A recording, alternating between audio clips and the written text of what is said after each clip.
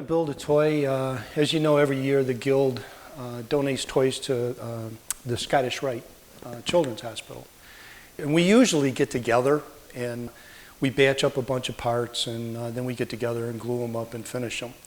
This year, because of COVID, we're asking members to make up some toys, give them to our coordinator who's going to, in turn, donate them to Scottish Rite.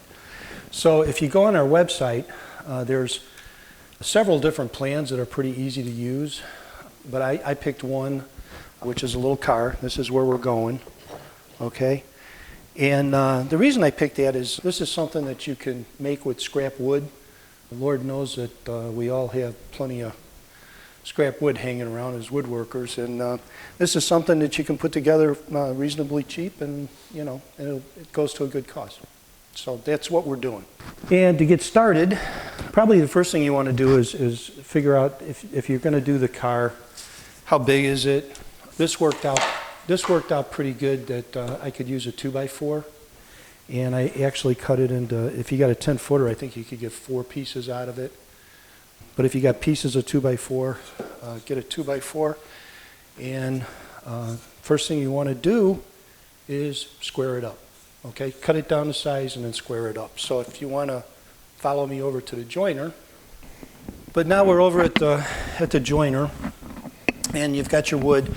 And 2x4s generally are twisted, bowed, all kinds of goofy things.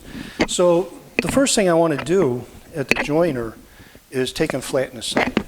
And the way I decide which side I want to flatten is by rotating the wood like this on a flat surface. And if you notice, when I do this on the wood, it's spinning in the middle here, okay? So that tells me that this is bowed this way, all right?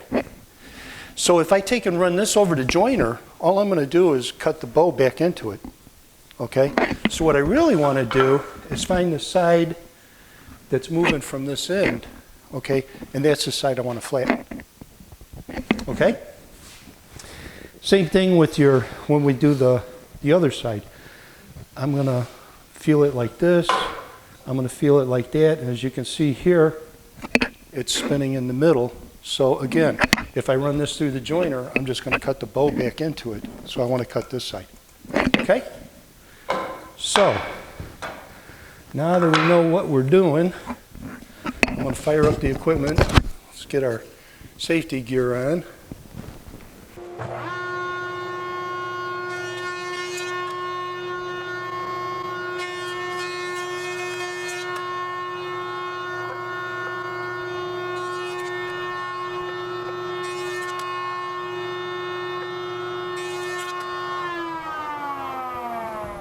Now that I know I've got 2 reference surfaces, I'm going to take and mark these just so if I need to come back to know where the square is, okay?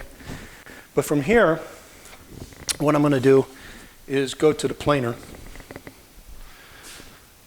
and I'm going to use the reference side against the bed.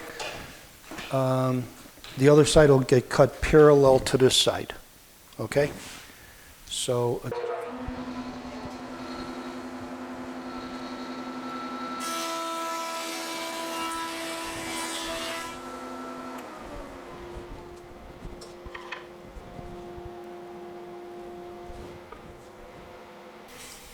so now I have a piece of wood with references on 3 sides.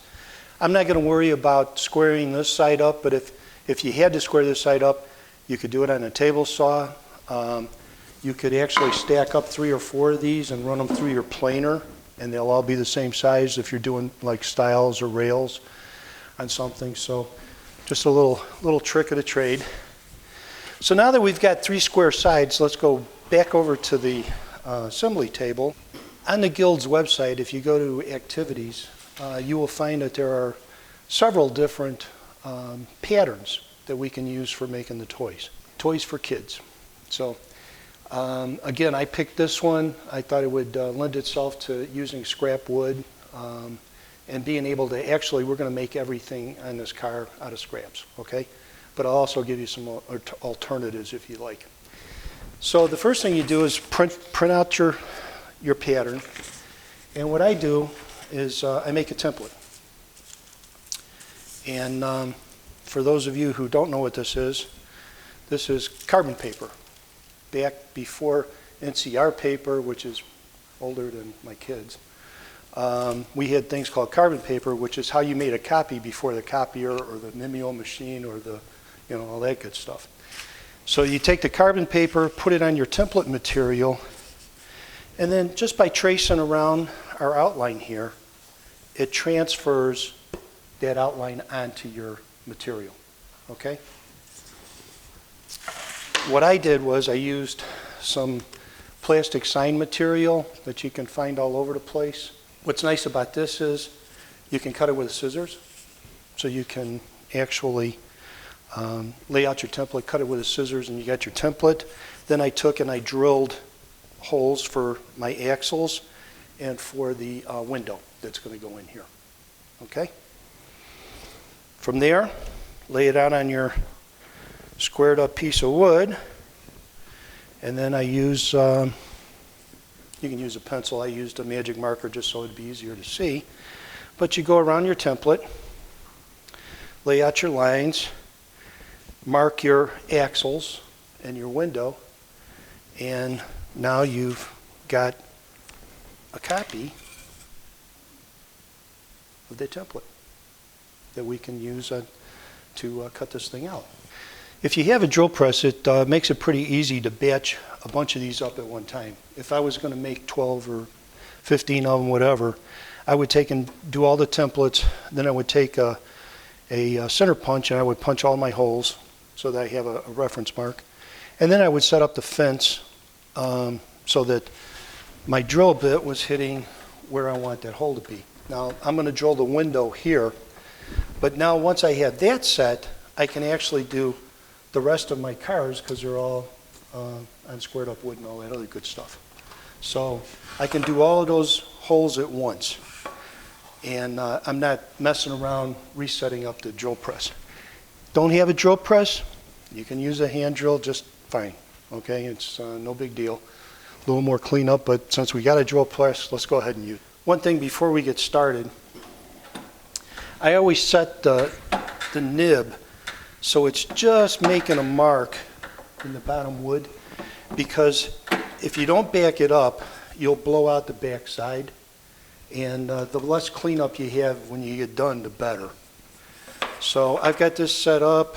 I'm going to line it up.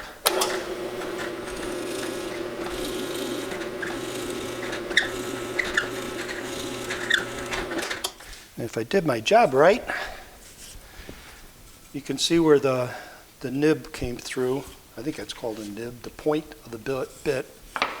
And what I'm going to do is I'm going to line that back up and take out my hole. And as you can see, it's a pretty clean hole on both sides. Okay? Now, same procedure for doing the axles. I switch over to 3/8 inch bit, and I would do the same procedure on all of the axles. Now, we're not done with the axle hole yet, but I'll get to that in a little bit. What we're going to do is actually make it a little bit bigger than the 3/8 dowel that we're going to use to make it roll easier.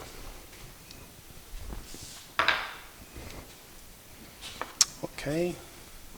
I'm going to show you how to make wheels from scrap plywood. Okay? Plywood matters. This is a Baltic birch, which I would use a high quality plywood because you're going to get less splinters and everything. But I had lots of pieces of this left over, so that's what we're going to use. And real simply, I've got a 2-inch hole saw. Okay? And I'm going to put that in here.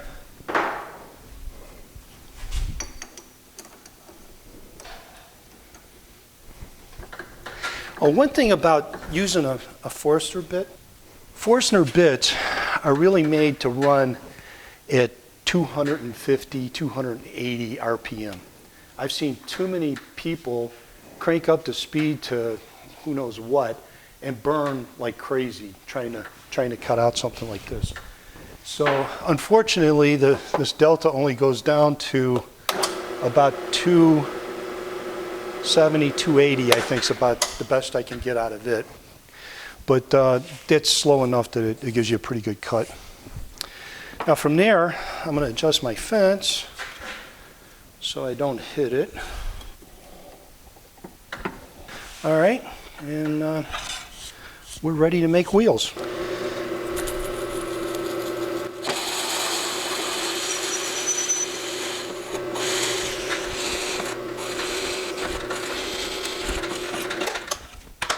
And you'll find if you're doing these, if you go almost all the way through, it makes it a whole lot easier to get the wheel out of your hole saw. So that's what I've done here. I'm going to line back up.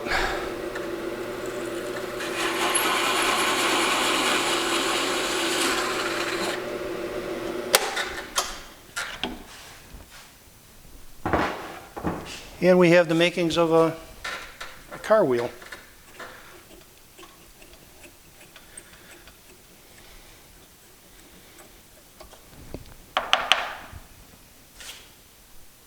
As you can see, maybe on the video, there's a little schmaltz, I think that's a word, a little schmaltz left on here that we're going to take care of when we get back over to the assembly table. Nice round wheel. Free. We're ready to cut out the outline. And you got lots of choices here again. You could do it with a coping saw. You could do it with a scroll saw. You could do it with a band saw. You could do it with a skill saw. Before we get started, since I'm basically lazy, I should probably swap this out for a 1/4-inch blade, in which case I could probably stack up 2 or 3 of these cars and cut them all out at the same time. But I didn't want to swap out my blade. It's all set up, so I'm just going to go the easy route out and cut one, okay?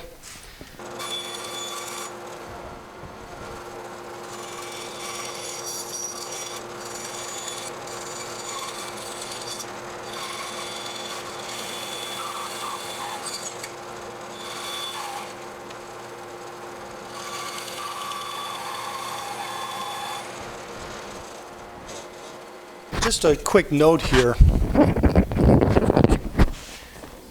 When I laid out the cars, you can make several different cars off of this single pattern. By extending this line across here and chopping this off on the bandsaw, now I've got a camtail car. By coming around here, I can make a convertible. By bringing this down a little bit more, like this, I can make a Volkswagen, okay? So be a little creative as you're doing this and, make different cars. It keeps the interest up, okay? Now, I've got my piece cut out. It's going to look something like that. We're going to go to the sander and do a little sanding just to clean things up.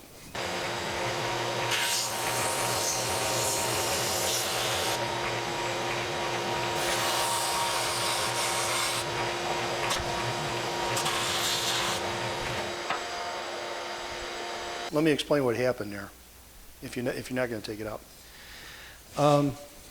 Okay, I was sanding. As long as you've got good amount of material on your sanding belt, you're okay. And you always want to be working against the belt. The belt's turning this way, okay? When you get to an end piece like this, the tendency is to grab it and pull it. And that's what happened to me there, okay? So if you know that's going to happen, you saw me reverse it. I knew I had to do that. You saw me reverse it and come up from the other side, which would have taken care of it. But I got greedy and went back and tried to get it a little bit more. But what you want to do here now is, especially if you have a nice fine line, is just work up to your line. Work up to your line. You can get it sanded down, pretty nice, right off of there, and you're good to go. Okay, now that we've sanded our car and we've got it smooth, what I want to do is take and round over these edges to make them smooth because they're sharp. And for that, probably the easiest thing, is to use a either a 16th radius or an 1/8 radius router bit. And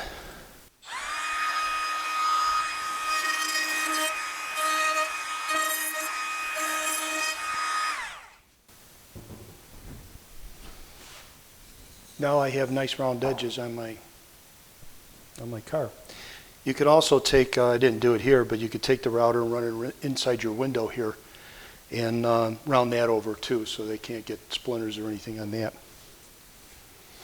And then from there, I showed you how to make a wheel. Here's another option. You can buy them. Woodcraft carries them. You can buy them on Amazon. I would use Woodcraft if they have them. They were in short supply when I looked. They're a little pricey, but they're actually a very pretty wheel if you're making a pretty car. But again, I'm trying to use scrap wood. So what we're going to do is take our wheel, and remember we had a little schmaltz on it here. What I've done is take one of my axles, and I'm actually going to chuck it up in my drill, put my wheel on it, piece of sandpaper,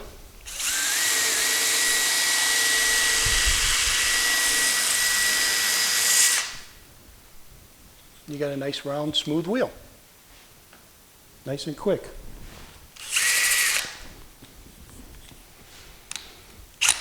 Comes right off, and you're all set. Okay, we've got our wheels sanded. We've got our options. We can make our own or we can buy some. Next thing we need to do is enlarge. I drilled these for 3/8 inch axles, and as you can see, it's pretty tight. So what I want to do is I want to take and drill this out a 64th over 3/8 of an inch. And to do that, very simply, chuck up your bit that's a 64th over your axle size and run it through your wheels.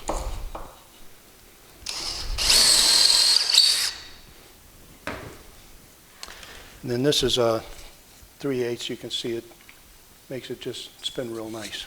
We've got to cut our axles.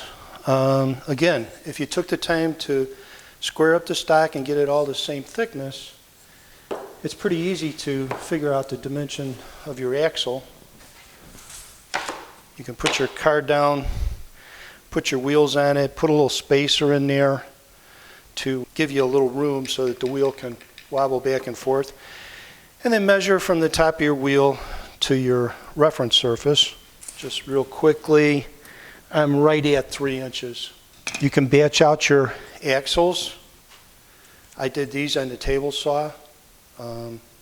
Set up your fence for making a 3-inch cut and make as many as you need. Once you have your axles, I'm going to pull my wheels off. All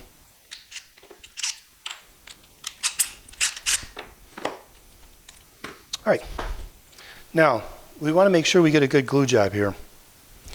So what I would recommend is good old yellow glue or white glue is fine. It's not toxic as far as I know.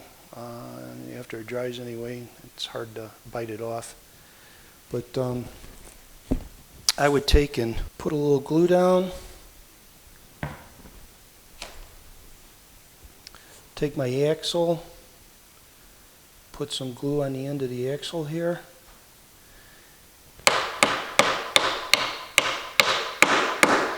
Now I drove that all the way in.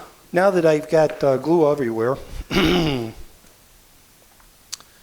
let's put a little glue in here.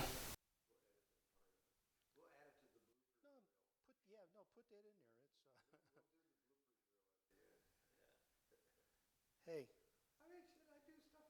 I make mistakes, you know. And again, this makes it pretty easy. I like my hammer.